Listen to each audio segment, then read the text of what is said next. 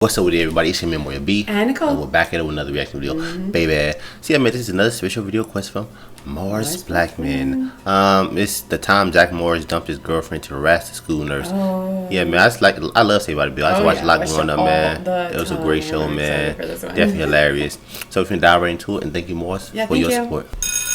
Zack Morris tells Kelly he's never felt this way, but he's extra double horned up and wants to go steady. Zack threatens to murder Kelly's interrupting brother. Want to live till tomorrow? Then pushes her to answer. She needs to sleep on it. Zack whines for a kiss like an infant. Zack announces Bayside's hottest babe will be his any minute, because of course she'll say yes. Then Zack sees a new woman and goes sparkle vision speechless. Oh yeah, I remember the episode. He's extra triple horned up. He didn't even know that was possible. She's Jennifer. I'm Zack.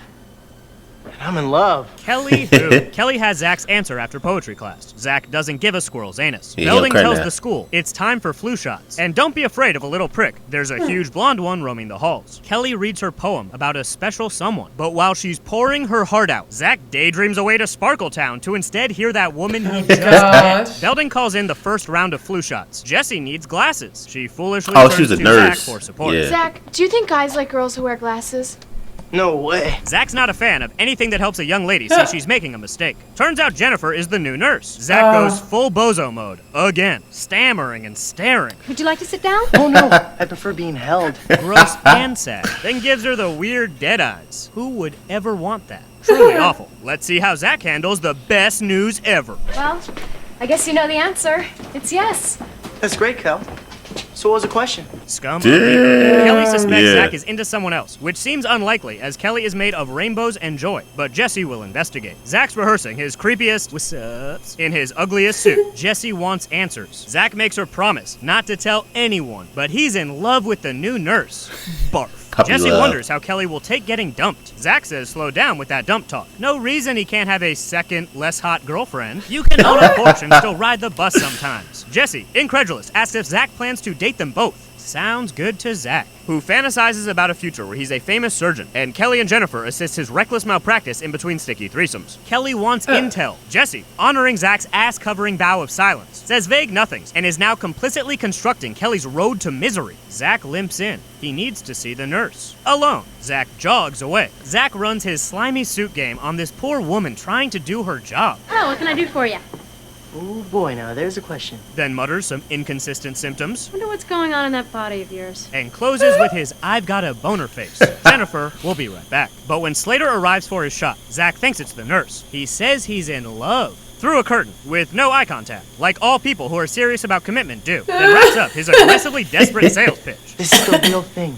Don't fight it, just go with the flow. Slater has a fear of needles and offers to keep this quiet if Zack takes his flu shot for him. Zack tells Screech he did some soul searching, and being faithful holds less appeal than banging around. But because losing Zack will crush Kelly, she'll need a human distraction from the agony who won't make Zack jealous. Wow, how thoughtful. Screech says Melvin from Chess Club is the perfect nerd who won't threaten his tiny ego. Zack, who wanted exclusivity yesterday, says they should see other people, using a condescending, mindless metaphor about how they're both nuts that need room to grow into trees. He really should have paid more attention in poetry class. Kelly wants to know if there's someone else. Zack promises there isn't another student, mastering the art of not lying his ass off. Kelly is devastated and eternally angry at all men for being so blindly scorned without reason. Slater and Jessie talk in code about Zack's secret, but Lisa cracks the case. And because she didn't promise anything to tell the nurse, Jennifer is shocked and disgusted, but says she knows how to deal with sick people. Jennifer calls Zack in on what appears to be very casual Friday. She knows he likes and he got nervous. She hasn't been able to stop thinking about the nervous, mumbling virgin who can't dress for shit and keeps bugging her at work. Zack's nothing like her violent pro wrestler husband. Then she starts talking about marrying Zack and having kids. Fearing for his life and adult responsibilities beyond that of wearing a tie, Zack yells he has a girlfriend. A lie. And being scared to death has really made him come around on monogamy and not sexually harassing the faculty. Zack goes to Kelly's, but she's hanging with Melvin, who is way cooler and hotter than Zack. And Kelly is ready for someone who appreciates her and isn't a shady turd. And we never see Nurse Jennifer ever again, because the shame of violating her nurse's pledge to teach a youth a much-needed lesson was too much to bear bear, and she probably fucking killed herself.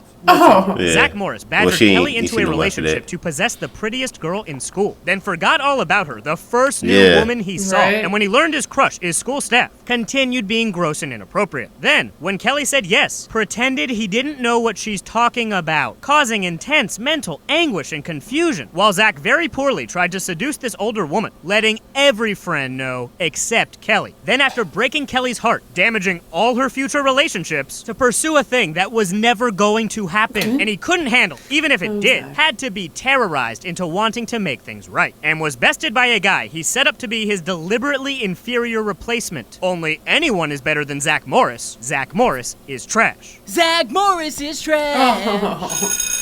That was funny, Zack man. Morris is trash.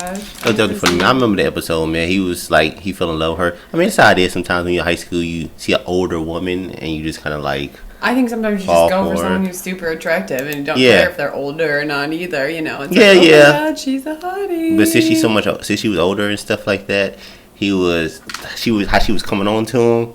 He was like nervous, scene. like, you know, because still a teenager, and then she said she had a wrestler husband. Her husband was a wrestler, right? And to scare him. Yeah, he had an angry attitude, angry temper, you know, temper and stuff. Oh, so funny. Oh, I do miss the show. Although watching it now, it would be incredibly just cheesy as can be. Nah, but it'd probably still be entertaining, man. I think I would. Entertaining. It could be on. It could be on Netflix and stuff. Oh, that's true. So I might check it out, man. But yeah, man, we definitely enjoyed it, man. Yeah, that's a good one. Thank you, Mars. Thanks for the blast from the past, Mars. Yeah, man. Thank you for your support, man. Awesome request. But we're about to get in this video. If you want to send us a special video request, check out the links to our Streamlabs. It's going to be in the description and our video cards, so check it out now. Yeah, and if you want to support our channel, check out our merch. It'll be in the link below. Don't forget to subscribe. And thumbs it up. Turn on notification. It's your man, William B. And Nicole. We're going to catch you on the next 1,000. Peace and love, baby.